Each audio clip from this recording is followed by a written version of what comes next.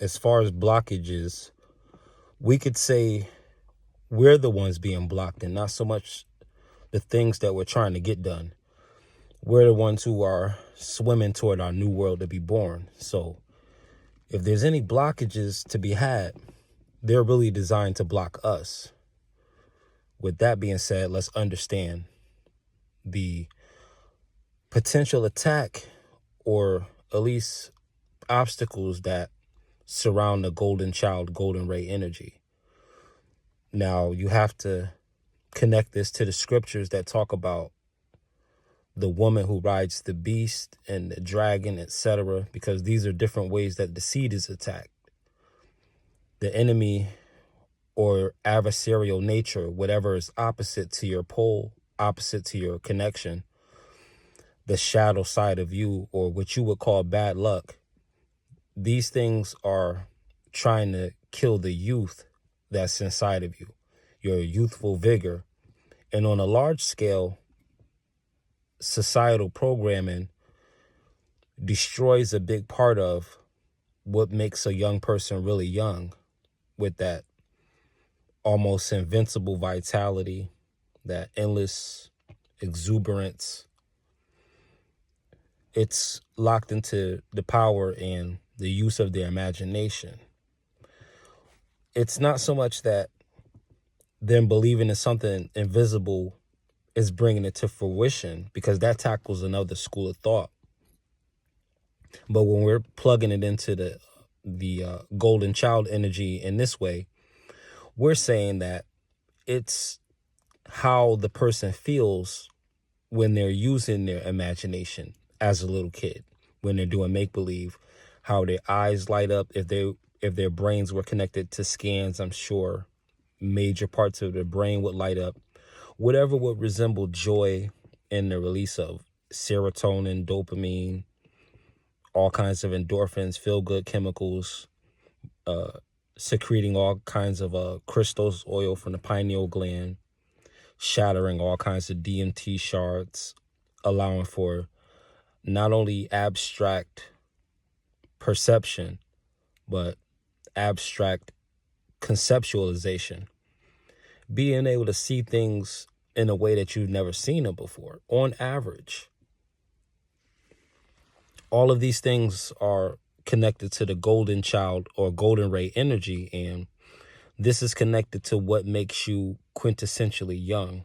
And this is what is connected to the very ageless quality of what you are as a soul, who you will always be, just going through your different changes, different stages, phases. Essentially you, in essence, behind the form, the very idea of you is golden. So the woman will show up to you, if you're the golden child, is going to not show up as a queen, not show up as a wife. You're a child, remember? Is going to show up as a mother. So now you have a dark feminine that showed up on the scene first, because now we're in a new age, a new era of thinking. So now you're dealing with a brand new Satan, a brand new adversarial nature to start off this clean slate in the re-Eden, the re-entering of Eden, in the new Eden. We're in a brand new context. It's 2023. We're in a brand new set. And so this is like not really year 23 as much as it is maybe day 23, or maybe even hour 23. This might be the first day, the first celestial cosmological day, according to whatever timeline ultimately dominates what we call time under this dispensation of understanding time.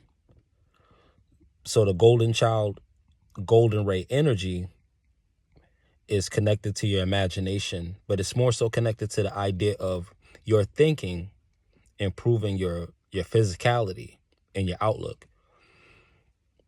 So you're going to be drawing in different kinds of experiences. And now this other mother, this dark feminine that shows up first like a Satan, that shows up first like a serpent, it's going to slither its way to you to lull you into some sort of complacency and put you in a sort of space where you don't have access to your imagination, or you can't go as deep without being distracted, without having your concentration broken.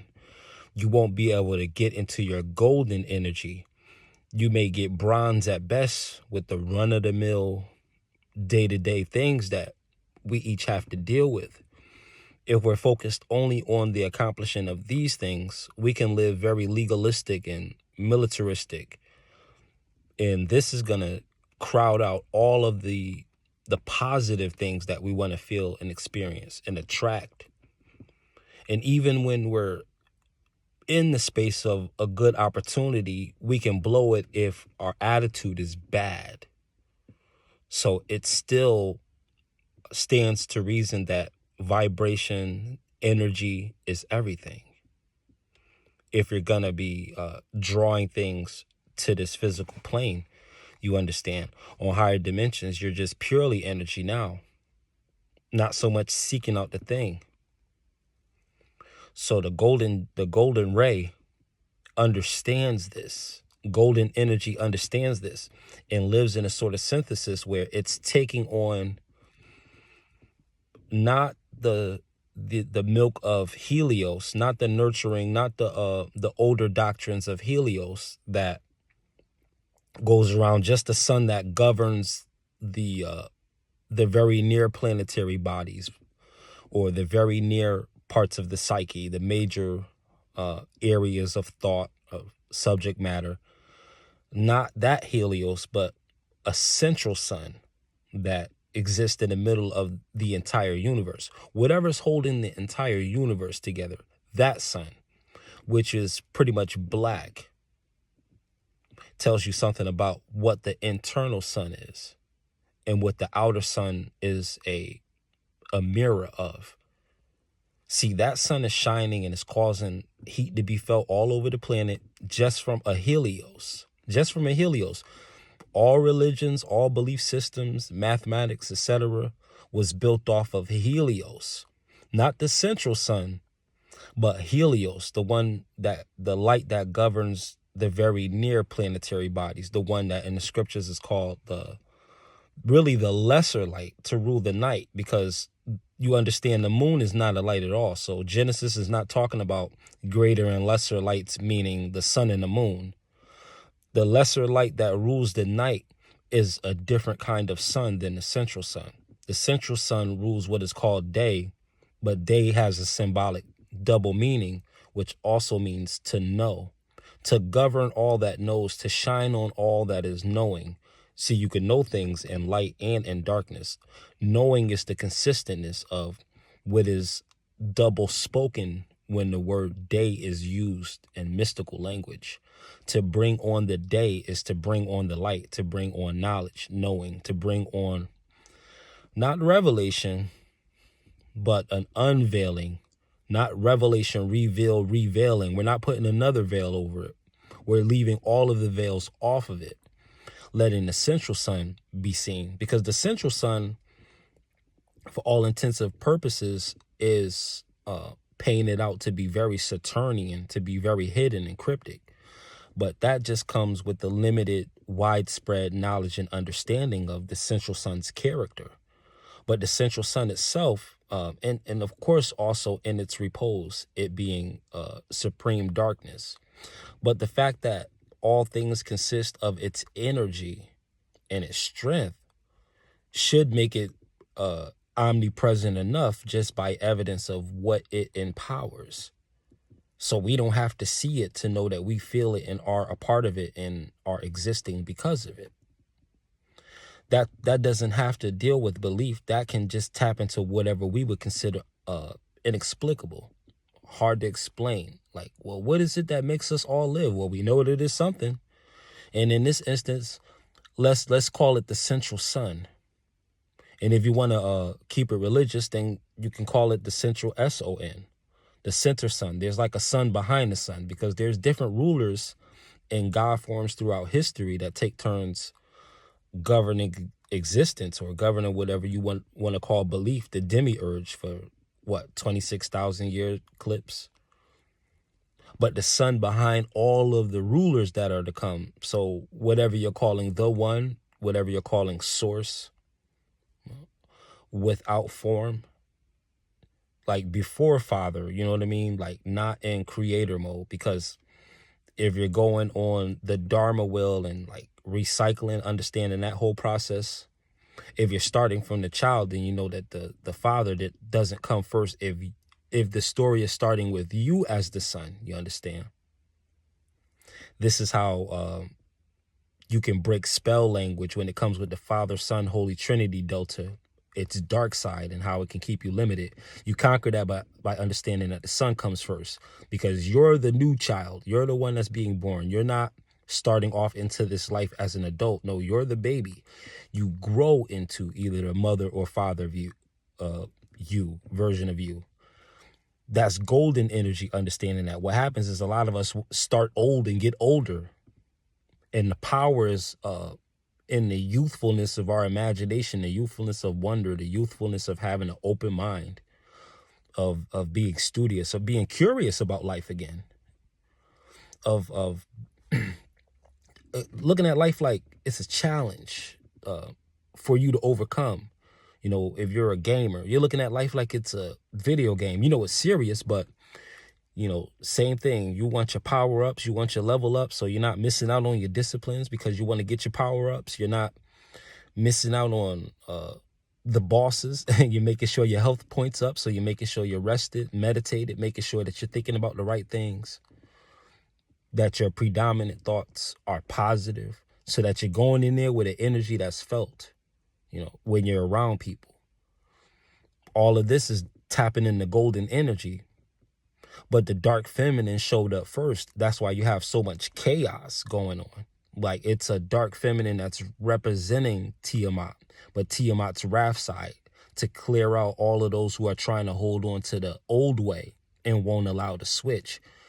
She's like got a sword and all kinds of proverbial spiritual weapons and all of that, just clearing out the field. But that's the dark feminine, like the war half of Hathor, or the war half of whatever female deity you want to subscribe it to. Mother Nature, Gaia, whatever you want to say, but something on the receiving end takes a lot of us out the same way it brings a lot of us in. So in this clearing out of things before we cross over as the new generation, right? We've been circling in the wilderness. The old ways got us in circles. Now we're the new generation ready to cross over into the promised land. Now we can land on the promise. We don't have to stay afloat, subject to the prince of the power of the air. We can finally get our grounding, get our footing, thanks to the central sun, the magnetism that holds the entire framework of the omniverse together. Now we can land. The promised can land. So we get our grounding now, but we got to cross over. We can't stay in the old way, because we'll go in circles and drop dead in the wilderness, drop dead in the desolation, because the old way is all used up. The you know, none of the old formulas, tricks, traps, none of that really applies to this age now. It's very different, and it's still in the air in terms of its liquidity being formed. It's still like a baby in the womb being shaped, like whatever this is gonna be, this age, whatever it's gonna be. It's yet to be. So it's like it's being born. But there's one mother who's really like a midwife and not the real mother. She's the one showing up first. It's like a unnecessarily sassy, overly combative energy. That's Tiamat clearing out the field. But the loving nature, the nurturing side of Tiamat, the positive, the light feminine, right? The loving feminine, the non-wrathful side of the feminine, that's giving you a nurturing that is akin to that energy. Are you nurturing? Are you a pleasure to be around? Or do people try to avoid you when they see you? You know, because that's gonna have everything to do with whose milk you're partaking of which heart are you receiving from. That's what that whole illustration of the mother nursing her child is. You know, that like from the heart. Like if her heart is wrathful and restless and contentious, and she pours that into your mind and you take on that like milk, right? And even when you're in the womb, if you take that on into your solar plexus, the umbilical cord, right? If you take it to the core of you, you're going to manifest that. Versus if you have an opposite nature, then you're taking of another substance, another kind of milk. You have a peaceful energy in a world full of chaos. So you have a different spiritual mother. You don't have the dark feminine, you have the light feminine side. And this is the golden energy that's connected to the central sun that pulls it all together. But Helios, right? That's the one circling, circling this solar system. Like, I got a whole system here. I got to circle it. I got to guard it. Got to make sure nobody gets out of orbit anywhere. I want everybody spinning around everybody. Well, the central sun doesn't really work like that. It just simply empowers. That is all. Empowerment, expansion. It's up to us to expand or contract or grow or spin or go out of orbit, in orbit, whatever the case, But the central sun, and when you get caught in cosmology, let's make this all practical for everyday use. So what if you're trying to get something done, you believe in something, and you just getting a stream of bad luck, or whatever you want seems pretty slow coming? Getting in touch with the central sun, it's like making a call to corporate. Like, if your supervisor, manager, team lead, if they're not feeling you and they're like want to flex nepotism on you, those lower levels of God and guardianship, because there's even mad layers of heaven. Those lower levels of heaven, should they be like closer to the fallen ones that just go back and forth, up and down Jacob's ladder, going back and forth to the upper and lower worlds, if they're trying to hold you back, you can make a call all the way to the top, all the way to corporate. Connect to the central sun. Connect to what they're calling source. Now, this has everything to do with approaching nothing. Try to imagine yourself in your highest form with no stress, no boundaries, and imagine yourself being so satisfied that you almost forgot having had everything, like your past even desire. Whatever that energy feels like for you, if you could stay in that for at least 15 seconds, very quote unquote weird things is going to start to happen. Now, the average one of us is just not focused enough to even pull off 15 seconds, not even 10 seconds. The world is different right now. So, that is like one of the blockages again, because there's some helios, some helii, helium, right? They want to laugh you out. Hyena, they want to laugh you out, right? Get you dizzy. What they say, get you dizzy in high places so that you don't climb higher, right? Mess up your density, keep you heavy. Like, wait a minute, you can't be talking all abstract. That's risky. We can't get a grip on that. Bring it down to earth. See, people want to feel that density because it gets scary at the top, and they thinking like, we got a long way to fall. No, if you are up like that, it's only because you've been made lighter. You're obviously not gonna fall.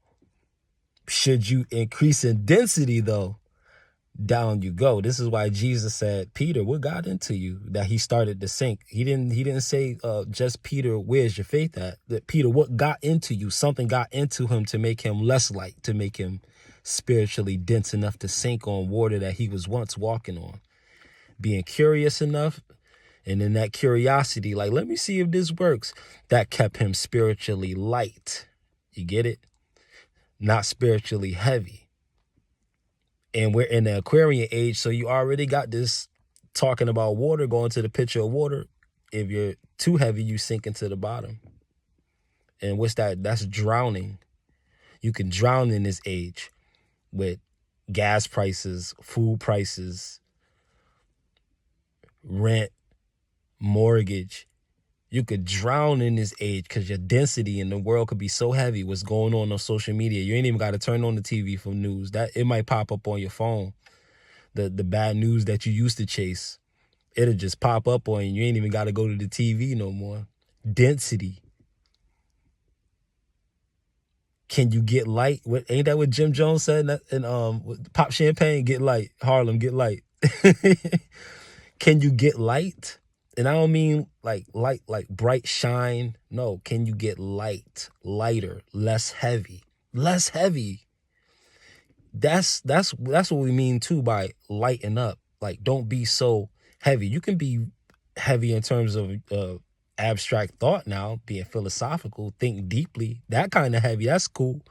But not heavy like a downer, a Debbie Downer. You depressing people. You looking at the bad side of life like only the bad side of life. No, get in touch with the central sun. Make a call to corporate. Because Helios, these 8 or 9 bodies that surround you, you might not work with them. You might be from a whole nother galaxy, spiritually speaking. You might not be connected to these 12. You might be connected to another 12 somewhere else. But either way, wherever you connected at, the central sun is empowering all of that. So rather than going through a chain of command and waiting to press 0 to get through layers of God, just phone home, ET. Just phone home, all the way home.